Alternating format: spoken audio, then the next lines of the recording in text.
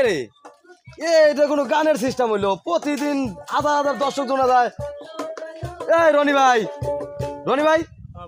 এই প্রতিদিন আপনারা শুটিং এ আসলে লোক আর নয় যায় আর আজকে আপনাকে শুটিং এর লোক নাই ঘটনা কি প্রতিদিন লোক থাকা লাগবে কিসের জন্য আমাদের এই যে যারা দেখতেছে ভিডিও অনেক দূর দূরান্তে শুধু বাংলাদেশে না বিশ্বের যতগুলো দেশ আছে অধিকাংশ দেশেরই আমাদের দেশীয় যারা প্রবাসী ভাই তারাও দেখতেছে সবসময় সামনে দর্শকলে দেখা লাগবে এর তো দরকার নাই বুঝেন নাই তার মানে আপনারা কি প্রবাসীদের নিয়ে গান করছেন আমাদের মনে করেন যে প্রবাসী ভাইদের কথা মনে হলে আলাদা একটা জিনিস তারা আমাদের যে এই যে এতটা ভিডিও দেখে আমাদের কিন্তু এই ভিডিওগুলো অধিকাংশ দেখে প্রবাসী ভাইরা তো তাদের মনে রাখাটাই স্বাভাবিক তো আজকে আমাদের রানী আপু একটা প্রবাসীদের নিয়ে গান বলবে সেটি একটু প্র্যাকটিস দিচ্ছি নীরবে বসে তার মধ্যে চলে আইছেন আচ্ছা দেই তাহলে ওই প্রবাসী গলিয়া ওই গানটা দেই এর গানটা গাবে কে ওই যে রানী আপু প্রবাসীদের নিয়ে গান গাবেন গান তো একটা গান আমার এই অন্তরে শুধু জেগে ওঠে প্রবাসী বন্ধুরাই আমায় কত ভালোবাসে আমার এই অন্তরে শুধু জেগে ওঠে প্রবাসী বন্ধুরাই আমায় কত ভালোবাসে আমি আছি বাংলাদেশে তারা দূর প্রবাসে আমি থাকি বাংলাদেশে তারা দূর প্রবাসে আমার এই অন্তরে শুধু জেগে ওঠে প্রবাসী বন্ধুরাই আমায় কত ভালোবাসে আমার এই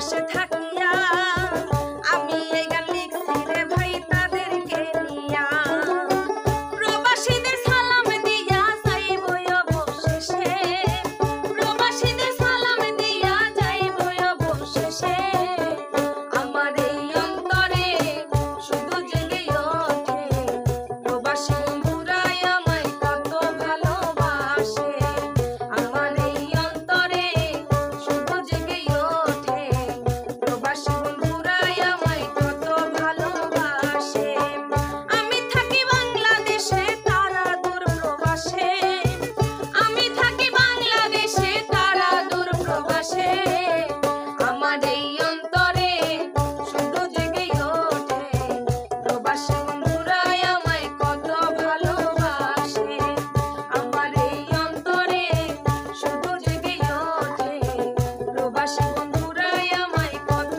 ভালোবাসে আমার এই অন্তরে শুধু জেগে ওঠে প্রবাসী বন্ধুরাই আমায় কত ভালোবাসে।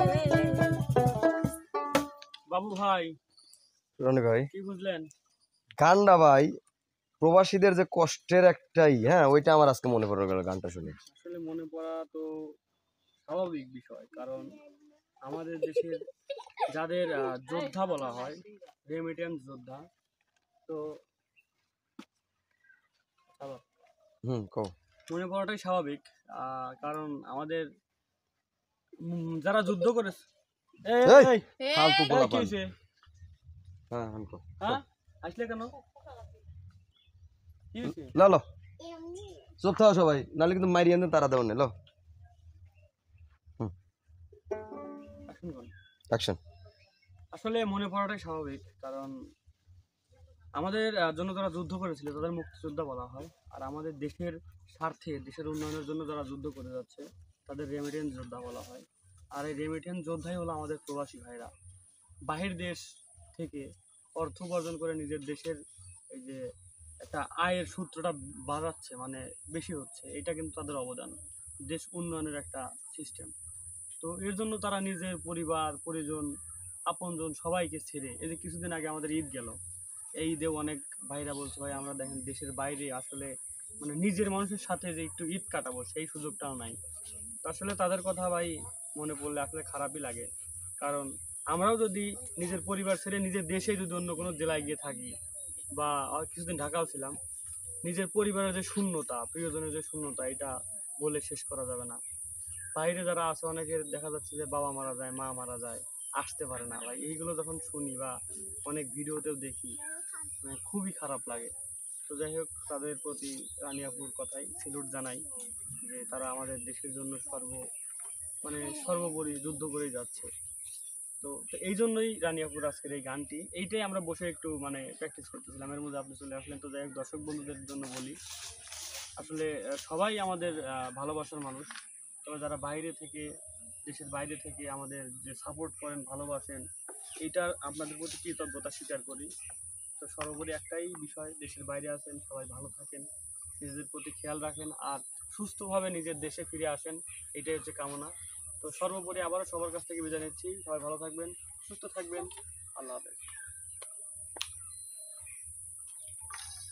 কি